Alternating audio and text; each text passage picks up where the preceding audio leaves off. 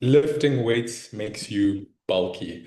Often we hear this more from our female clients, and it's a really probably one of the most common ones when it comes to training, right? There's the thought or belief that women shouldn't do weights; they should do something else because anytime they touch a weight, they will be bulky. And I'm sure there are several women in here that can put their hand up and say that is not true, and back us up over here. So what we often see as a result of this myth or this belief is people avoiding strength training, right? And actually only doing cardio or, insert whatever new craze or high intensity workout exists today.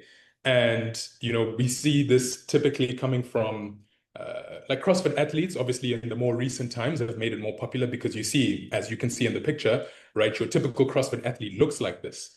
You obviously see physique competitors, bodybuilders in the female space looking like this. And with social media nowadays, these are the people that are going to make the most noise, right? Because their bodies look very alarming and very different from, your average person. And so this grabs a lot of attention. And so this is where we start to see some of these trends coming from and these myths coming from. Pete, how often have you heard this Many times. I think it's funny, sort of women go down the route of or generally say, I don't want to lift weights to be bulky. And men come at it with the, I don't want to look like a bodybuilder. So there's the same kind of thinking, right? They don't want to go to the kind of extremes of what their, I guess, peers, their sort of sex peers, sort of, or what they see in those. Exactly. So why is this a myth?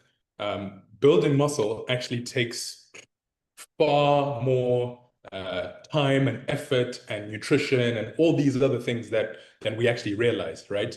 And if we're speaking of these extremes that Peter's just mentioned, there's an element of genetics, right? There's a self-selection bias that the people that have these types of genetics in terms of their muscle lengths and or their muscle attachments and all these other things that play well into these very specific sports.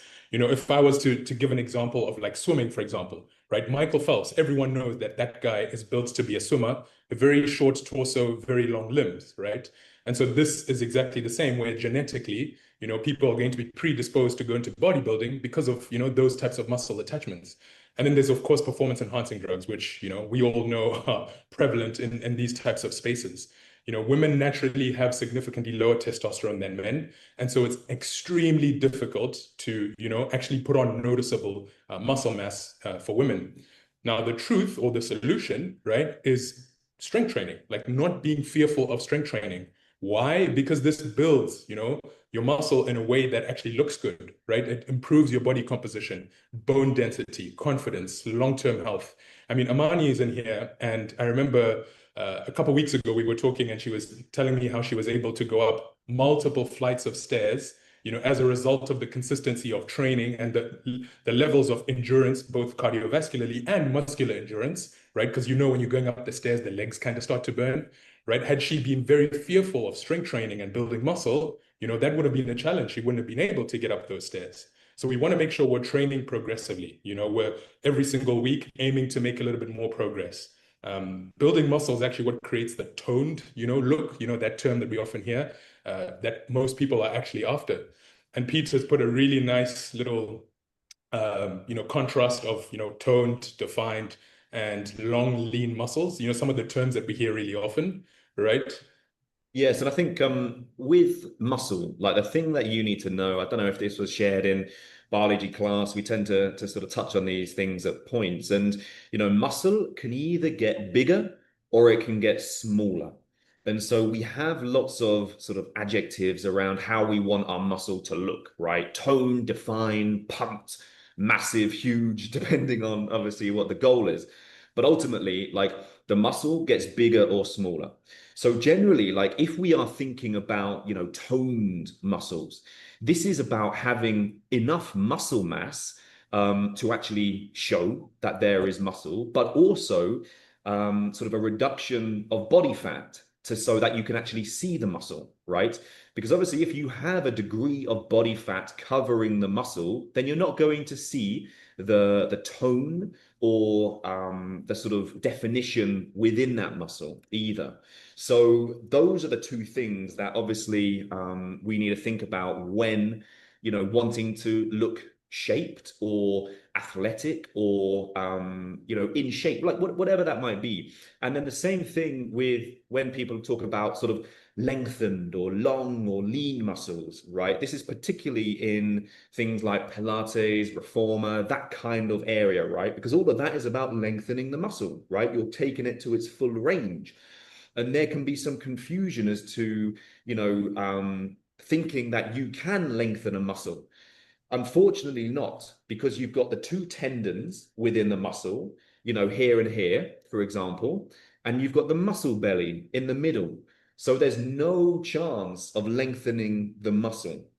It's either going to get bigger or smaller. And so for every single one of you in here who wants to, you know, build shape and build glutes or biceps or whatever it is, you either get bigger or smaller. You either have more or less fat covering the muscle. And so ultimately, if you do want that toned, defined, long, lean muscle kind of look, there needs to be muscle there, and it needs to be sort of visible from minimal levels of body fat there. Anything to add there, Marvin?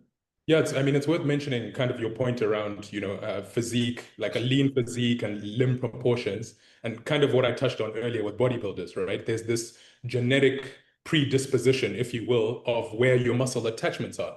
So for example, you know, for bodybuilders, they're looking for this very like peak bicep, right? This bicep that looks very perfect.